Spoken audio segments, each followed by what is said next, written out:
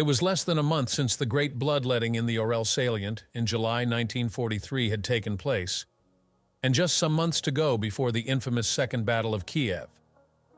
At the time, both the German and Soviet armies that took part in the battle had already suffered horrendous casualties. The losses of tanks and mechanized vehicles were also enormous, as the German attack was met by a Soviet counterattack that left soldiers on both sides reeling like punch-happy boxers. Red Army units slowly pushed the Germans back to their start lines, with both sides taking even more casualties. Ground troops were exhausted and vehicles were worn out from constant use, yet the Red Army was preparing to launch its first summer offensive of the war. In far-off Berlin, there were those at the Oberkommando der Wehrmacht, OKW, the German Armed Forces High Command, who scoffed at the idea that the Russians could mount a major offensive after the bloody nose they had received in the July battle. The frontline generals, however, were under no such illusions. The commander of Army Group South, Field Marshal Erich von Manstein, wrote, "On the 2nd of August, we informed OKH, Oberkommando des Heeres, the German Army High Command, that we were expecting an immediate offensive against the Army Group's northern front west of Belgorod. This, we thought, would probably be supplemented by an attack southeast of Kharkov, with the aim of taking our forces round the town in a pincer movement and opening the enemy's way to the Dnepr River."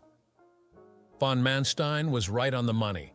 On August 3rd, all hell broke loose as an intense artillery barrage hit General Eugen Ott's LEA Army Corps for 5 minutes. After a 30-minute lull, a 2-hour barrage pounded the same sector, augmented by heavy air attacks. As the artillery ceased, infantry and tanks of the 5th and 6th Guards armies hit the junction of Ott's Corps and the XL Ethied Panzer Corps, splitting the front asunder and driving a wedge between the two corps. The Soviet 5th Guards Tank Army exploited the breakthrough, and by the end of the day, the Russians had penetrated up to 24 kilometers behind the German lines. The offensive, codenamed Rumyantsev after one of the foremost Russian generals of the 18th century, was only the first of several operations to pummel the Germans. During the following days, the Soviet 53rd Army was able to cut the vital Belgorod-Kharkov road, creating major supply problems for the enemy. On August 12th, lead elements of the Steppe Front entered the outskirts of Kharkov, finally taking the city on August 23rd after severe fighting. Meanwhile, General Karl Hollett's 6th Army's position on the Mius River was assaulted by Colonel General Fedor Ivanovich Tolbukin's South Front. Within a few days, Hollett had been pushed back from his river defenses, and the Soviets retook the city of Taganrog on the Sea of Azov at the end of the month. The August offensive had cost Army Group South about 133,000 casualties, of which only 33,000 were replaced. On September 3rd, von Manstein flew to Hitler's headquarters at Rastenburg in East Prussia to ask for either more replacements or permission to shorten his lines if replacements could not be provided. He later wrote that the meeting proved quite profitless. The Russian juggernaut continued to roll forward in the first half of September. Railway and communications lines between Army Group South and Army Group Center were broken when the Soviets severed the Bryansk-Konotop rail line. On September 4th, Hitler gave permission for General Erwin Janika's 17th Army to retreat from the Kuban to the Crimea. Further north, the Soviet 3rd Guards Army opened a 45-kilometer gap between the 1st Panzer Army and the 6th Army, which was closed on September 11th after 5 days of heavy fighting. On September 8th, the city of Stalino fell, followed by the capture of Mariupol on the 10th. In essence, the Red Army was threatening to break open the entire German southern front. September 15th found von Manstein in another long discussion about the deteriorating situation.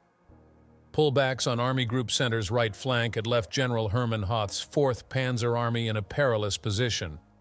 Von Manstein pressed the issue of withdrawal to the Dnepr before a catastrophe ensued. "The fate of the whole Eastern Front is at stake here," he told Hitler. Finally, Hitler relented and gave permission for Army Group South to withdraw to a line running from Melitopol along the Dnepr to above Kiev and then running along the Desna River.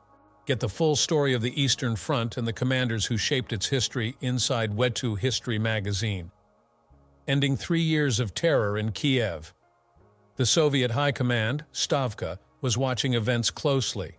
When intelligence reports indicated German preparations for a retreat, it was generally acknowledged that the next German defensive line would be on the Dnepr. Orders from Moscow were soon issued. General Konstantin Konstantinovich Rokossovsky's Central Front and General Nikolai Fedorovich Vatutin's Voronezh Front were tasked with converging on Kiev and destroying the 4th Panzer Army. Colonel General Ivan Stepanovich Konev's Steppe Front was ordered to advance on Kremenchug, and Colonel General Rodion Yakovlevich Malinovsky's Southwest Front would keep exerting pressure on Hollett's 6th Army, which occupied Army Group South's right flank, pushing him back toward Kherson with the objective of isolating the 17th Army in the Crimea. Kiev had been in German hands for 3 years. The Great Battle of Encirclement that took place in the area in August and September 1941 had cost the Soviets approximately 450,000 casualties. One of the oldest cities in Eastern Europe, Kiev is believed to have been founded in the 9th century. It had seen conquerors such as the Khazars, Varangians, Mongols, and Tatars come and go. On September 19, 1941, a new conqueror entered what was now the capital of the Soviet Ukraine as German troops marched through the city. The soldiers were followed by the SS killing squads of the Einsatzgruppen, who rounded up the city's Jews after parts of the city had been set alight September 25th by troops of the Soviet secret police, the NKVD, still hidden in the area. The fire gave the Germans a pretext for what became a name synonymous with the Holocaust. On September 29th, approximately 34,000 Jews were marched to a ravine outside the city known as Babi Yar. There they were met by the men of SS Colonel Paul Blobel's Sonderkommando 4A, which was part of SS Brig. General Otto Rausch's Einsatzgruppe C, backed up by SD and SS police battalions and local police, the Jews were systematically marched into the ravine and shot. Only a few were able to escape. It was the beginning of a 3-year reign of terror that Konev and Rokossovsky were ordered to end. Pressure on the Dnepr line. Their first problem, of course, would be to breach the Dnepr and Desna River defenses, which were rapidly filling up with retreating Germans. To do this, they had to overcome fierce resistance from German rear guards. On September 16th, Konev took Romny. Hollett pulled his 6th Army back to the Melitopol line the following day. September 21st saw Lieutenant General Pavel Semenovich Rybalko's 3rd Guards Tank Army reach the eastern bank of the Dnepr opposite Kiev. Vatutin immediately ordered a bridgehead to be established on the western bank by any means. The next day, Rybalko's men crossed the river north of Kiev and secured a bridgehead in the Bukrin area. Rybalko was reinforced by Lieutenant General Sergei Georgievich Trofimenko's 27th Army and Lieutenant General Kirill Semenovich Moskalenko's 70th Army, and quickly expanded the bridgehead while fighting off German counterattacks. Spending the next few days consolidating their gains, the Soviets planned their next move. On September 26th, 2 Soviet airborne brigades were dropped into the Bukrin bridgehead. Dropped at night, the 3rd Brigade landed on top of General Otto von Knobelsdorff's XL-8 Panzer Corps. The ensuing slaughter decimated the Soviet paratroopers. The 5th Brigade also suffered severe casualties during its drop, rendering it virtually useless. The 26th was not a total day of disaster for the Soviets. Lieutenant General Nikander Ivampyevich Chibisov's 38th Army forced a bridgehead about 20 kilometers north of Kiev at Lyutik. Soviet forces also established bridgeheads farther south in the Dnipropetrovsk area. The vaunted Dnepr line was beginning to crack. On September 27th, the Russians received another bloody nose that showed them the Germans were still intent on holding their river defenses. Von Knobelsdorff launched a fierce counterattack on the Bukrin bridgehead, achieving several penetrations in the Russian line. The attack surprised Soviet commanders inside the bridgehead. With the German line stretched so thin, a concentrated assault was considered extremely unlikely. During the next few days, the German assault continued. Several Soviet units simply ceased to exist, and many more were mere shadows of themselves. Von Knobelsdorff almost succeeded in clearing the entire bridgehead, but the stubbornness of the surviving defenders and Soviet artillery superiority helped the Red Army to maintain a fragile toehold. Understrength German defenders. By September 30th, Army Group South had succeeded in withdrawing behind the DNEPR. The west bank of the river was considerably higher than the eastern bank, which was a large flat area laced with swamps and streams. Looking from west to east, the Germans had an unhindered view of the treeless steppe that stretched for several kilometers. If Hitler had allowed defenses on the west bank to be built earlier in the year, the Germans would have had a strong, heavily fortified defensive barrier to meet the Soviets head-on. As it was, many strong points were only half completed and were manned by depleted and exhausted units. During the withdrawal to the DNEPR, Army Group South had taken severe casualties, including more than 200,000 wounded. Despite von Knobelsdorff's strong attack, the average combat strength of von Manstein's 37 infantry divisions numbered about 1,000 men, about 50 per kilometer of front. His armored and motorized divisions were also vastly under strength in both men and equipment. The Russians had also suffered during the fighting withdrawal. Since August 26th, Rokossovsky's Central Front counted 35,000 killed or missing and 107,000 wounded, while Vatutin's Voronezh Front listed 46,000 killed or missing and 131,000 wounded. Although fighting would continue unabated further south, both Soviet generals knew they needed breathing space to rest their men and receive equipment replacements and reinforcements before continuing the plan to take Kiev and destroy the 4th Panzer Army. Although the Germans were stretched to the limit, they were still willing to launch more counterattacks against the DNEPR bridgeheads. Supported by General Kurt von der Chevalery's Illich's Army Corps, which had been transferred from Army Group Center, Major General Arthur Hoff's 13 Army Corps launched an attack against the Leutich bridgehead on October 6th. After making some progress, the attack failed in the face of Soviet armor that had been quickly ferried across the river to strengthen the bridgehead.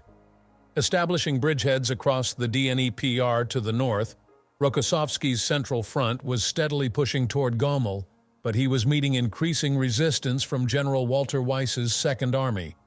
Lieutenant General Pavel Ivanovich Batov's 65th Army was leading the advance. Since the opening of the offensive, his divisions had been on the move, forcing the Desna River and heading northwest to the town of Unecha before turning southward toward Gomel. The city, located on the west bank of the Saj River, was arguably the most important road and railway junction on the southern half of Field Marshal Ernst Busch's Army Group Center's front. If the right hook of the effort to take Kiev was to be in place, bridgeheads across the Saj would have to be secured. Gomel was about 200 kilometers north of Kiev. Rokossovsky hoped to capture the city, breaking the German communication lines between Army Group Center and Army Group South, while establishing those bridgeheads from which he would spring when the time came to envelop Kiev. The Germans had other ideas. Defending the Gomel area were the troops of General Johannes Friesner's 53 Army Corps and General Rudolf von Roman's Vainite Army Corps. Both men were seasoned veterans of the Eastern Front, and they had methodically prepared their defenses. The area proved to be difficult to take, so Batov swung part of his army to the south, securing a couple of small bridgeheads across the Saj. On October 15th, Batov's men found a weak point in the German DNEPR defenses in the Loyev area, about 55 kilometers south of Gomel. Regrouping his forces, Batov crossed the river and established a substantial bridgehead. Pouring more reinforcements across the river, Batov was able to enlarge his gains, forcing the Germans to send reinforcements to keep the Soviets at bay.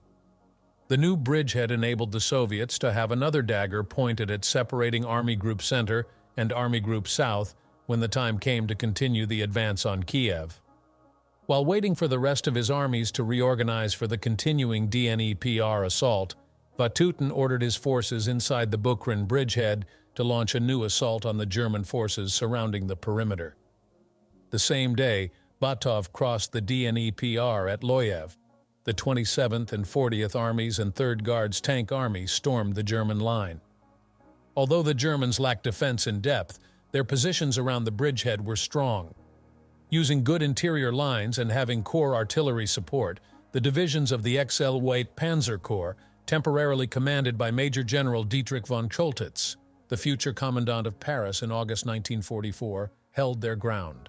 Coming out of their start lines, the Soviets suffered terrific casualties as German artillery fired at pre-plotted target areas.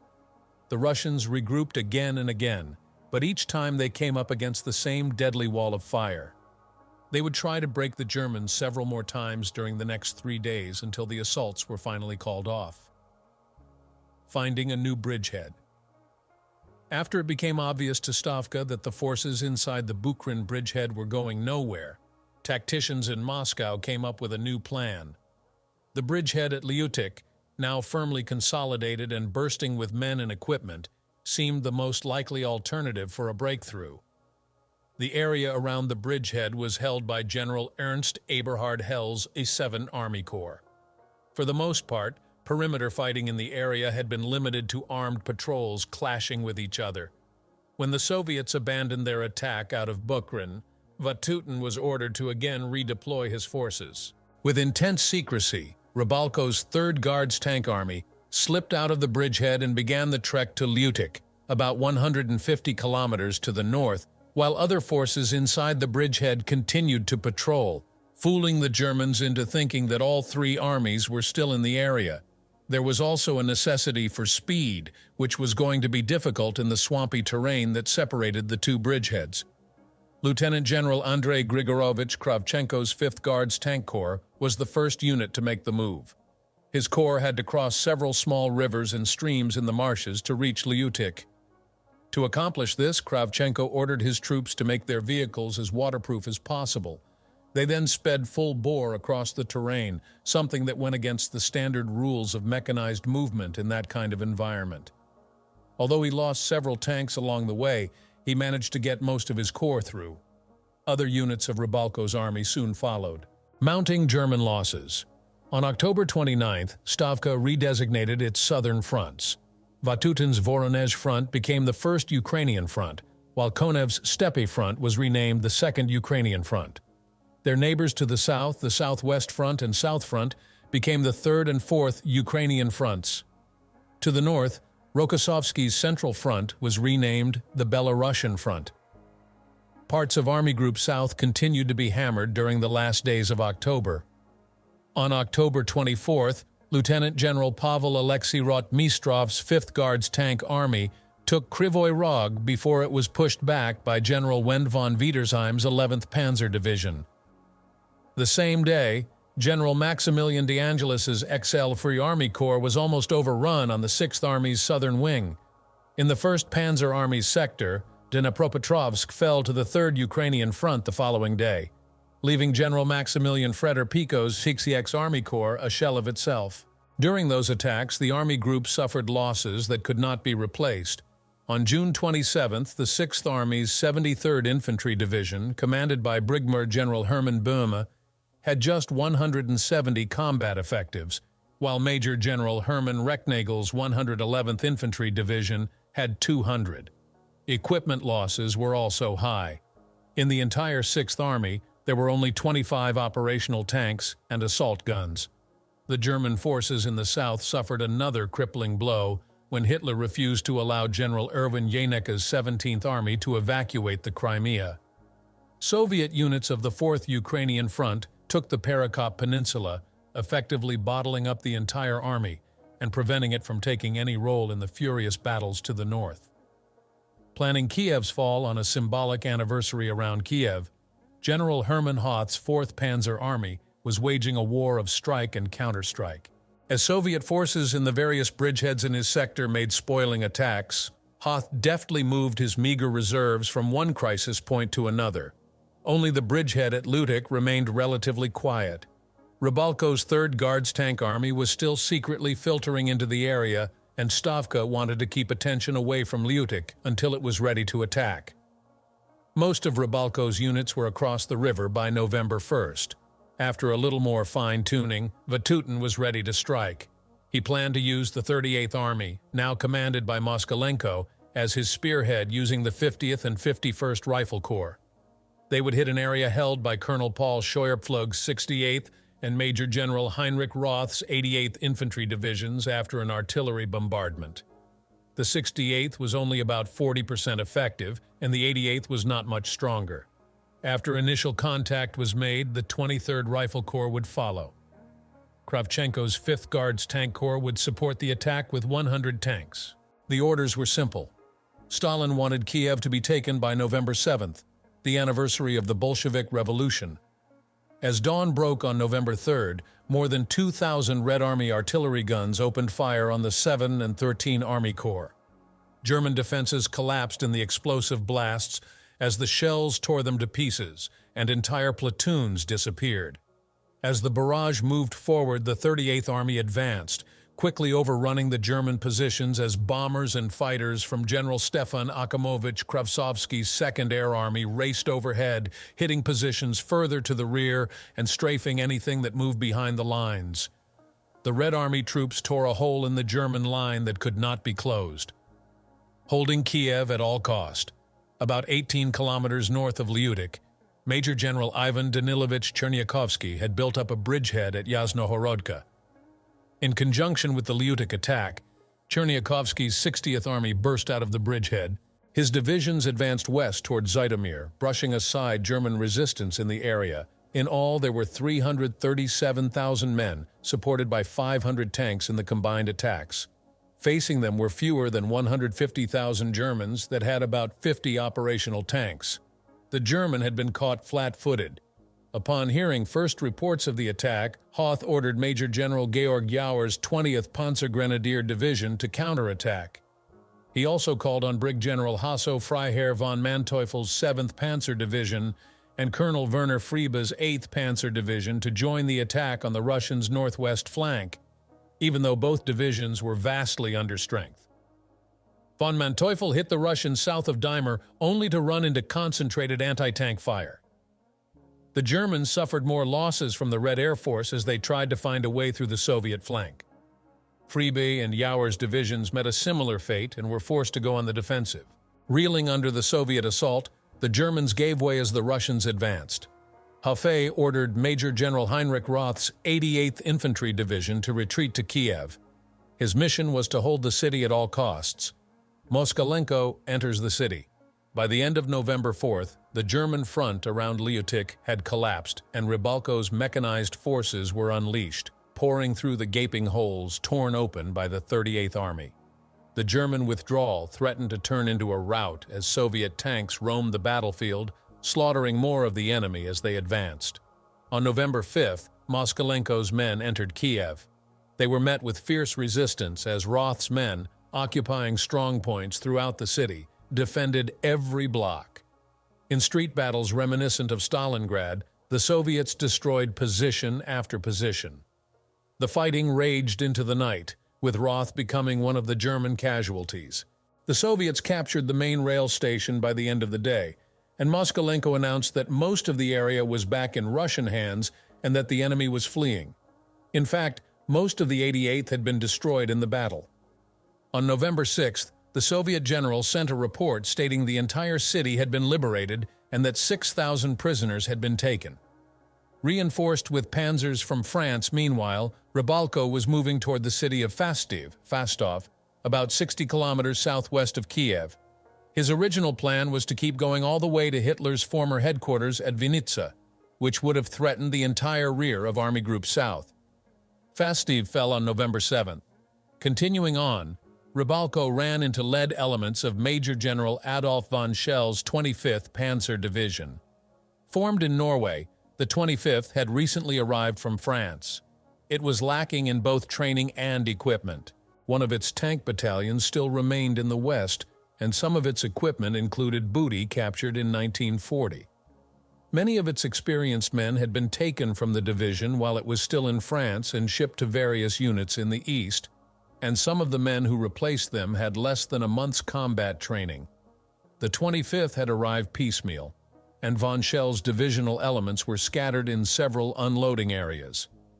The day Kiev fell, von Schell was ordered to advance toward Fastov, unaware that Rybalko's forces were fast approaching.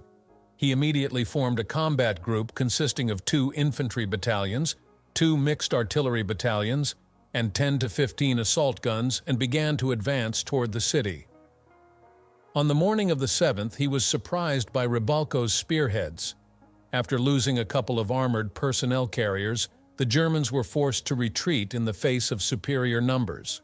While this was taking place, 2 other panzer divisions were racing to the scene in an attempt to fill the wide gap created by the Russian assault. As von Schell's combat group was taking on Rybalko's spearhead, a combat group of Brig General Theodor Teddy Wisch's 1st SS, Leibstandarte SS Adolf Hitler, or LAH, Panzer Division was brought into an area northwest of Fastiv to form a blocking force in a large void in the German rear. On November 10th, an armored infantry battalion of Major General Walter Kruger's 1st Panzer Division arrived in Bila Tserkva with 60 armored personnel carriers. It was followed by the division's armored reconnaissance battalion. They immediately began to construct blocking positions to slow down the advanced Soviet units in the area, which was about 35 kilometers south of Fastiv and 80 kilometers southwest of Kiev. The move gave time for the XL-7 Panzer Corps, now commanded by General Heinrich Eberbach, to assemble forces for a counterattack. 2 Soviet brigades destroyed Vatutin's forces continued to push westward. Cherniakovsky's 60th Army, aided by Lieutenant General Nikolai Pavlovich Pukov's 13th Army, hit von der Chevallerie's Leix Army Corps, which was now defending the approaches to Korosten. On paper, the Corps listed 4 divisions, but 3 of those divisions, 183rd, 217th, and 339th, were about regimental strength and were designated Corps Detachment C. The detachment was commanded by Major General August Detteling, commander of the 183rd. During the next few days of fighting, he was replaced by the commander of the 339th, Brig General Wolfgang Lang, on November 15th. Von der Chevalerie could do no more than fight a delaying action against the 60th Army. Hoffe's 13th Corps, guarding the approaches to Zhitomir, was also in the same predicament. Hoth's 3 infantry corps were now split, with 2 in the north and Hell's 7th Corps in the south. They were all retreating, but 7th Corps, located south of Zhitomir, was rapidly being pushed southwest toward the left flank of the assembling XL Wade Panzer Corps. The gap between the Northern Corps and Hell's Corps was significant. With virtually nothing to stop him, some historians have wondered why Vatutin did not head straight west. If he had, he could have driven all the way to Berdichav instead of taking the time to take Korosten and Zhitomir.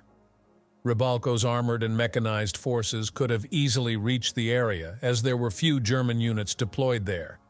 With infantry reinforcements to protect his flanks, he could have split Army Group South in half, making it exceedingly difficult for the enemy to mount any kind of concentrated counterattacks. Instead, the 3rd Guards Tank Army had been sent farther to the southwest. Rybalko, still hoping to reach Vinnitsa, sent a brigade from his 9th Mechanized Corps and another from his 7th Guards Tank Corps out as spearheads for the drive south. Overextending themselves, the 2 brigades ran into elements of the LAH, which were heading toward their assembly area. The Soviet brigades were surrounded near the villages of Popolnya and Pavolok, about 30 kilometers southwest of Fastiv, on November 11th. 3 days later, they were destroyed. However, the 55th Tank Brigade, commanded by the future Colonel General David Dragunsky, managed to get most of his men out of the area on foot. The 1st Guards Cavalry Corps took Zhitomir. Farther north, von der Chevallerie's corps was now nearly surrounded at Korosten. Supplies had to be airdropped to the corps to keep it fighting, even as von der Chevalerie requested to pull back in order to maintain some semblance of a combat command. The request was denied, and Hitler ordered that the city be held at all costs. Von Manstein decided that relieving the pressure on the LAX and 33rd Corps was to be his first priority in trying to stop the Soviets. He noticed that the Russians had exposed their left flank around Zhitomir and Korosten as a result of Rybalko's southwest turn.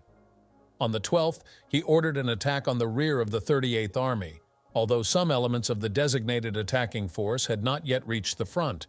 The LAH and 1st Panzer would conduct the main assault, which was aimed at the Brusilov area, some 60 kilometers west of Kiev. With luck, He could then continue on to Zhitomir and Korostan and then regain the ground lost on the west bank of the Dnepr, including Kiev. The two assault divisions were to be supported by the 7th Panzer and 68th Infantry Divisions on their left, and the 25th Panzer and arriving 2nd SS Das Reich Panzer Division on the right. While the attacking forces readied themselves, Vatutin took precautions of his own as his forces advanced westward. He also saw the same danger noticed by von Manstein, and he brought the 17th Rifle Corps down from the north and the 21st Rifle Corps forward from the Brusilov area to protect his vulnerable flank. Ordering both corps to plan for defensive action, he also strengthened them with additional anti-tank forces. Eberbach sent his corps into action on the 13th. Von Manteuffel headed toward Zhitomir, while the LAH and 1st Panzer drove toward Brusilov. With the LAH on his right, Kruger's 1st Panzer made good initial advances.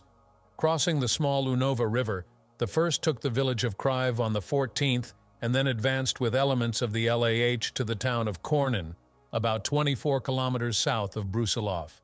There the Germans met the arriving Russian corps that were being echeloned in depth to cover the Soviet flank. Erhard Raus and Hermann Balck. During the difficult fighting that followed the initial contact, the 1st Panzer and LAH were stalled for a time, as was the 7th Panzer farther north.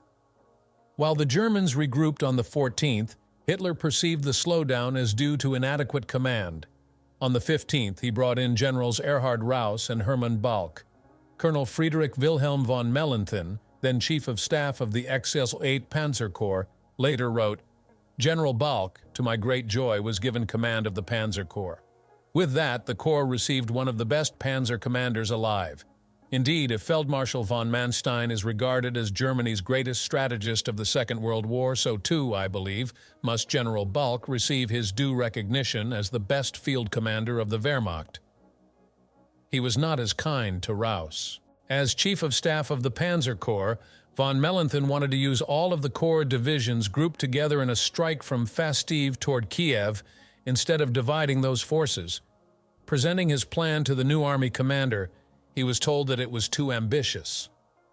Raus stuck to the original two-pronged approach, prompting von Mellenthin to write, "The history of armored warfare, and that of cavalry warfare before that, shows that the great prizes can only be won by speed, daring, and maneuver.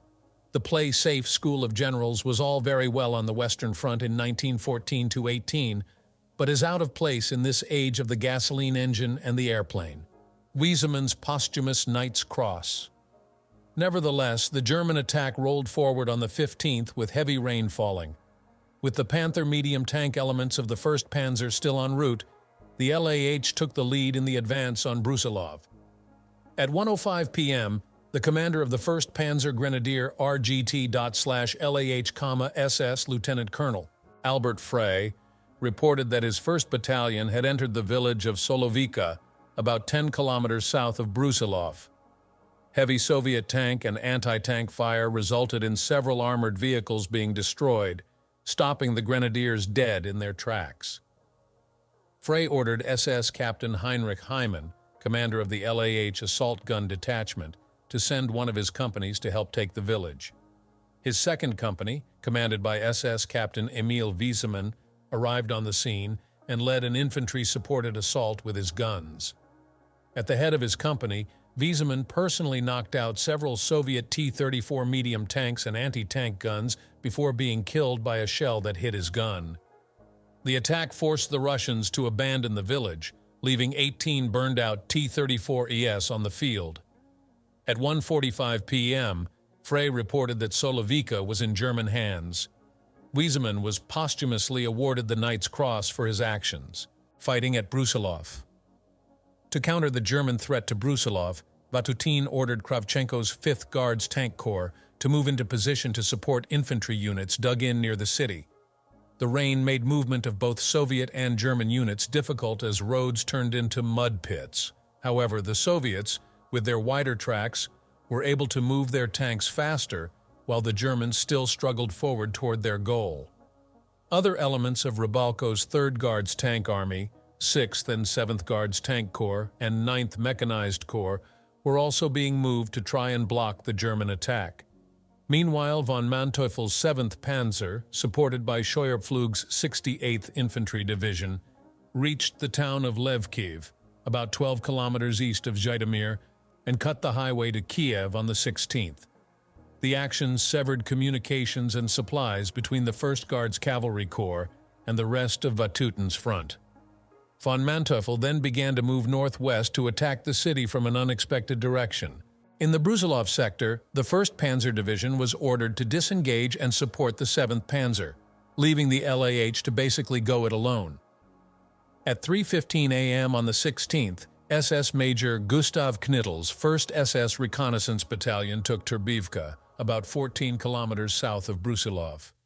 Moving on the rain-soaked ground, Knittel launched an attack on Divin, about 4 kilometers to the north.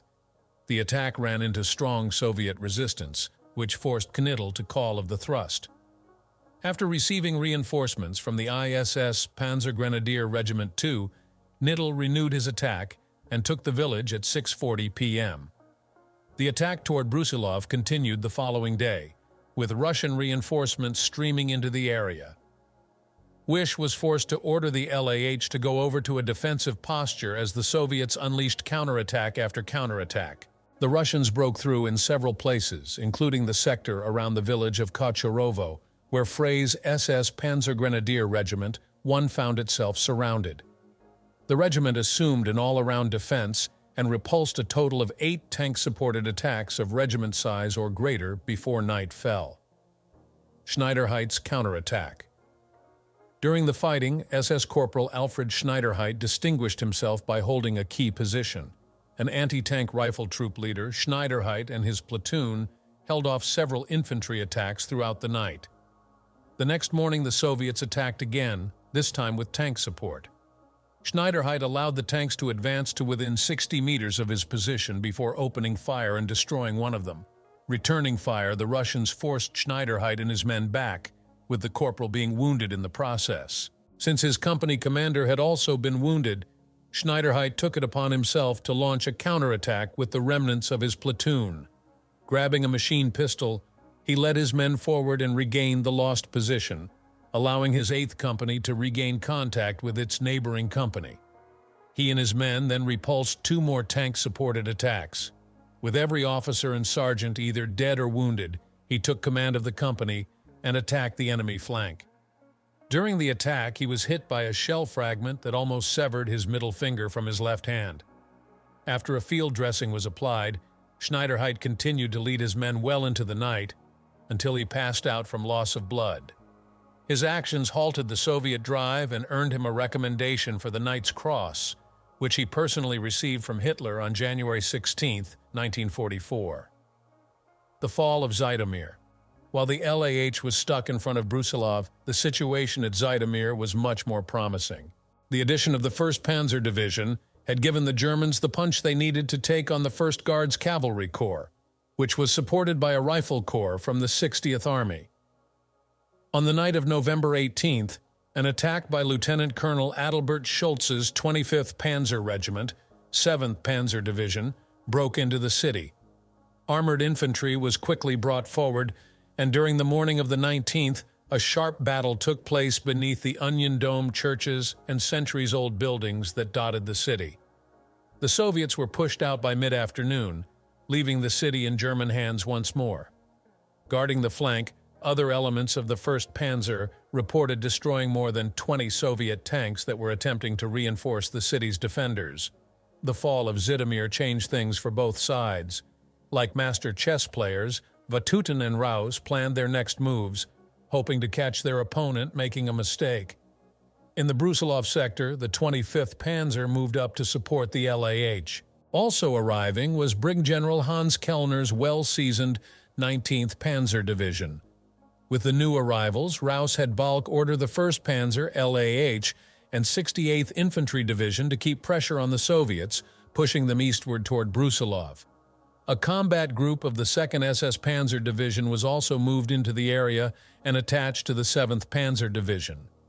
While these moves were in progress, Stavka ordered the 74th, 94th, and 107th Rifle Corps of the 1st Guards Army to move by rail toward Kiev and occupy a defensive line behind the 38th Army.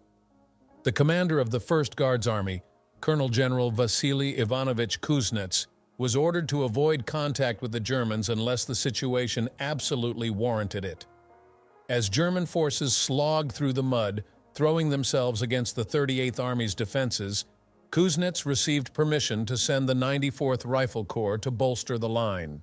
For the time being, Soviet forces were on the defensive, letting the Germans batter away against their positions.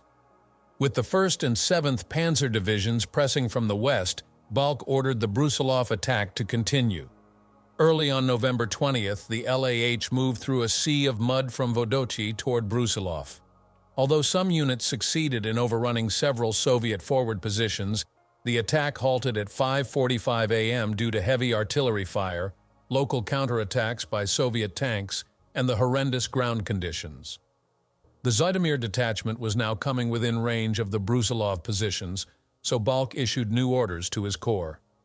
With the 7th Panzer and 68th Infantry Divisions guarding the northern flank, the 1st Panzer was tasked with breaching enemy lines east of Kolcharovo and then turning south to attack Brusilov from the northeast. Kellner's 19th Panzer was charged with taking Komutets, about 6.5 kilometers southeast of Brusilov, while the LAH was to continue the attack from the south. While the Germans regrouped for this new attack, the Soviets were far from idle. Vatutin moved the battered 1st Guards Cavalry Corps and the 5th and 8th Guards Tank Corps into new defensive positions around Brusilov. The Russians also kept up heavy artillery harassing fire in the area. During one such barrage on the 30th, the commander of SS Panzer Regiment 1, SS Lieutenant Colonel Georg Schoenberger, was killed when his command post suffered several direct hits. He was replaced by SS Major Joachim Piper, who would later be tried for the infamous Malmedy massacre during the 1944 Ardennes offensive. A tactical victory. For the Germans at Brusilov, the attack continued on the 21st. The LAH moved forward at 7:45 a.m., but after some initial success, the SS troops ran into heavy enemy resistance. By noon, the attack was completely stalled. Kruger's 1st Panzer also ran into problems as it hit a strong anti-tank line dug in a forest. After losing several Panzer IVs, the division's Panthers rolled into position and shelled the enemy line. The Soviets countered by calling in several Ilyushin Il-2 Sturmovik ground assault aircraft, whose pilots seemed impervious to the rain-laden skies. In the face of such opposition, Kruger was forced to call off his attack. The 19th Panzer suffered a similar fate. For the next 2 days, the Germans threw themselves at the Soviet positions, hoping to find a crack in the defensive line. The 1st and 19th Panzer Divisions finally made some headway and executed a pincer movement that all but encircled 2 rifle divisions and elements of a tank corps that was inside Brusilov. Meanwhile, the LAH made a renewed push from the south, overcoming heavy resistance and destroying several Soviet tanks. Although most of the defending troops were able to escape, Brusilov finally fell on the 24th. Although the Germans claimed a tactical victory, they could go no farther. The days of heavy rain made further offensive operations impossible for the time being. Vehicles needed overhauling, and the troops were exhausted. On the 26th, Balck received orders to temporarily suspend his attack and form defensive positions. The assault in the Brusilov sector was at an end, but plans for a new offensive were already in the works. Planning an attack on the Soviet Bulge Raus was worried about the Soviet forces northeast of Zhitomir, particularly Cherniakovsky's 60th Army, which had taken up new positions that threatened Balck's forces if a decision was made to continue to try to retake Kiev. He ordered the XLE-8 Panzer Corps to once again regroup in preparation against what had become an inward bulge in Balck's northern flank. The Brusilov sector would be occupied by arriving reinforcements, since the ground conditions were so bad that neither side could conduct major offensive operations. It is interesting to note that German intelligence concerning Soviet dispositions in the salient west and south of Kiev was totally inadequate. It had failed to notice the arrival of the 1st Guards Army, and it also failed to notice that Colonel General Konstantin Nikolaevich Leselidze's 18th Army was heading into the area. Although the 1st Guards and 18th Army were directly controlled by Stavka, they would give Vatutin a strong force for both defensive and offensive operations in the near future. The plan worked out by von Manstein and Raus had 2 objectives.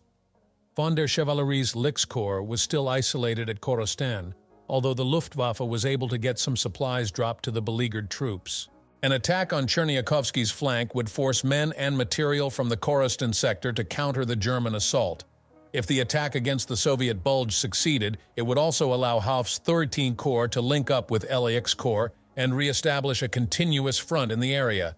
During the last days of November and the first days of December, the Germans made their way to assembly areas around Zhitomir. Once there, the units spent the days before the scheduled attack improving combat readiness and scouting the best avenues of advance.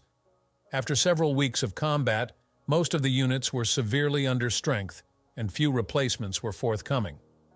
On November 30th, the LAH's SS Panzer Grenadier Regiment had a combat strength of 795 officers and men. SS Panzer Grenadier Regiment 2 reported a strength of 747. For some reason, the only unit that had been brought up to full strength was von Manteuffel's 7th Panzer Division. Reconnaissance of the enemy's main position was almost nil due to the weakness of infantry forces present. The bad weather prevented aerial reconnaissance, and the Germans were reluctant to send many ground patrols forward when they could, because the Soviets might be tipped off about the coming attack. Therefore, Balk's troops were virtually in the dark about what awaited them on the enemy side of the battlefield. During the night of December 5th, the German units rolled slowly toward their jump-off points. Balk planned to attack Cherniakovsky's right flank, defended by the 30th and 15th Rifle Corps. The 1st Panzer would hit the Soviets just north of Zhitomir with the LAH on its right. Sturmflug's 68th Infantry would also advance on the extreme right flank of the corps. While Balk attacked, the 13th Army Corps and 4th Panzer Corps would pin down the Soviet forces defending the Radomishel sector. Von Manteuffel's 7th Panzer was Balk's ace in the hole.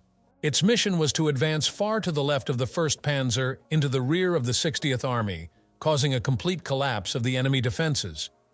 The terrain and lack of heavy bridges in the area deprived von Manteuffel of his Tiger detachment, which was attached to the LAH because it had an easier avenue of advance. On the Soviet side, Vatutin was also busy during the time it took the Germans to assemble. Stavka agreed to have the 74th and 107th Rifle Corps move forward and occupy defensive positions between Brusilov and Kiev. Lesalitz's 18th Army, with 3 Rifle Corps, was also ordered into defensive positions. Since the Brusilov front remained stagnant, Rybalko was ordered to withdraw 2 corps from his 3rd Guards Tank Army and send them to positions west of Kiev. In addition, Colonel General Mikhail Efimovich Katukov's 1st Tank Army had advance units of the army entering the area. Your message is unbelievable. At 6 a.m. on December 6th, the panzers rolled forward. The weather had turned colder, and a light frost made the ground a bit more passable as the tanks moved out. Soviet outposts were taken by surprise. As the panzers approached, the Germans intercepted several radio messages calling for help. Their pleas were met with skepticism and accusations of vastly overestimated enemy strength. One such reply bluntly stated, "Your message is unbelievable."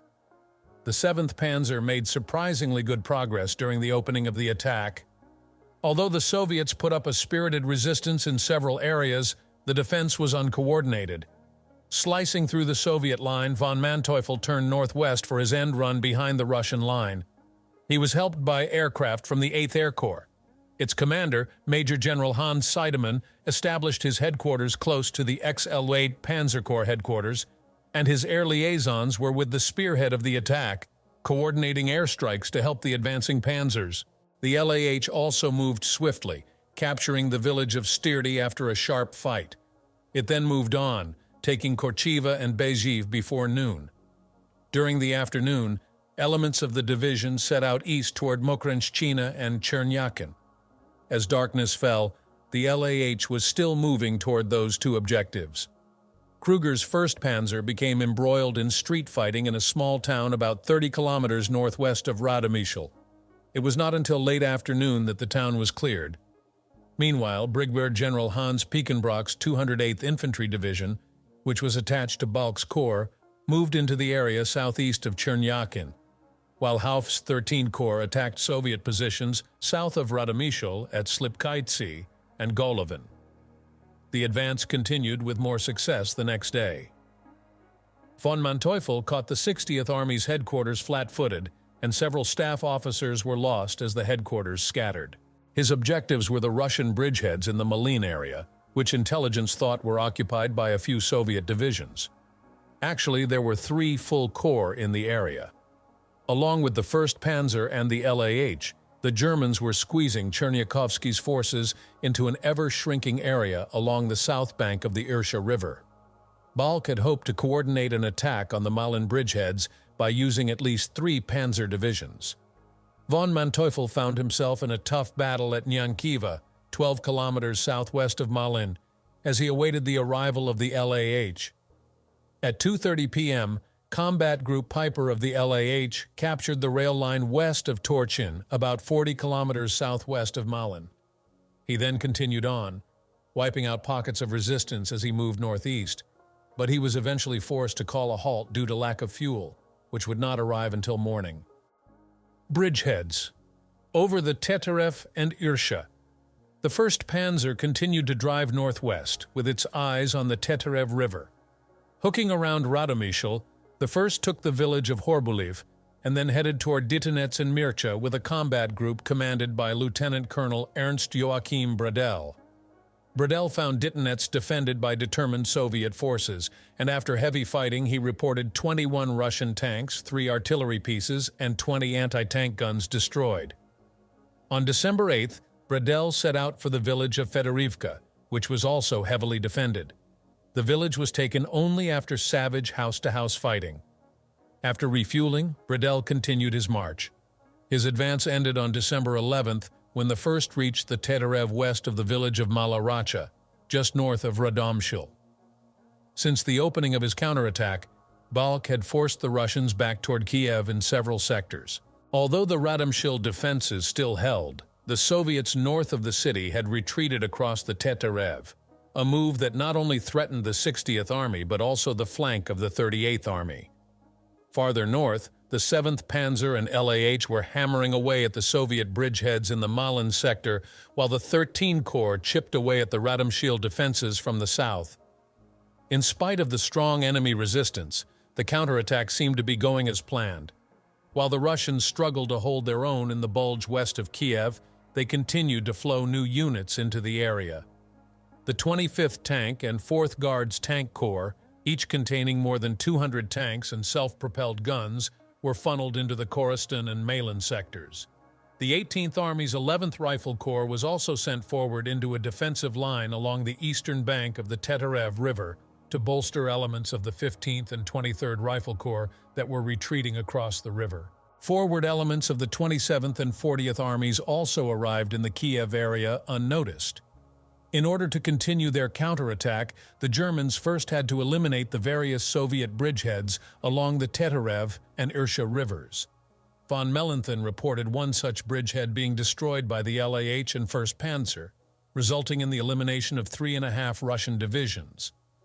At Malin, the 7th Panzer was also successful in destroying several bridgeheads after heavy fighting. Trying to close the Maleni pocket. As German infantry divisions moved into positions on the west bank of the Teterev, the panzer units there were pulled out of the line for a day's rest before turning north to help von Manteuffel out on the Irsha line. German forces had recaptured Korestan and were pushing the Soviets eastward. With the Russians focused on the attacking forces in front of them, Balk saw an opportunity for an enveloping attack that could inflict even more damage on the enemy. He planned to use the 7th Panzer as his right hook and the 1st Panzer and LAH as his left. Von Manteuffel was ordered to cross the Irsha east of Malin and form a bridgehead that would serve as a jump-off point for the maneuver. With the bridgehead secured, von Manteuffel waited for the other 2 divisions to arrive. Under cover of a heavy artillery bombardment, the 3 divisions began their attack on December 19th. While von Manteuffel swung northwest behind the Soviet line, The LAH and 1st Panzer made a frontal assault on the Russian positions around the village of Maleny, about 30 kilometers to the west. As the 7th Panzer turned west, the other two divisions fought their way through heavy Soviet defenses and continued moving north of the Ursha. This move cut off up to 2 Soviet divisions that were facing the Germans advancing from Khorasan. The LAH and 1st Panzer then swung northeast, hoping to link up with von Manteuffel, which would create a pocket around Maleny that could be destroyed by the advancing German infantry. It seemed like a good plan, and on the 20th things seemed to be going on schedule for the Germans as the Russians were again caught off guard. The problem was that German intelligence had no idea what Balk was facing. It was known that the Soviets had concentrated forces around Maleny, but it was only after a map was found on a dead Russian major that the Germans realized the extent of those forces. The map showed they were going up against at least 3 tank corps and 4 infantry corps. On top of that, the Russians were also pouring more troops into the area. A report from the LAH stated, "There is a constant reinforcement for the enemy from the east. The fact that we are being outflanked on both sides makes it impossible to hold on to our decision to make a forward thrust on both sides of the march line." The Germans continued to try to close the Maleny pocket up to December 23rd, when Balk issued orders to stabilize the line and suspend attacks in the area. During the afternoon and evening, the panzer divisions pulled back and established defensive positions. Kiev's fate decided. While German eyes were on the thrust toward Kiev, the Russians had also poured more reinforcements into the Brusilov sector. On December 24th, 3 combined armies, 2 tank armies, and a number of independent corps burst out of their positions, hitting the 3 weakened panzer divisions, 8th, 19th, and 25th, that were facing them. They crashed through the German positions, creating wide gaps in the line that could not be closed. With the beginning of the December 24th offensive, the German attempt to retake Kiev was finally at an end. The Soviets had firmly established themselves on the west bank of the Dnepr, something that Hitler had wanted to avoid at all costs.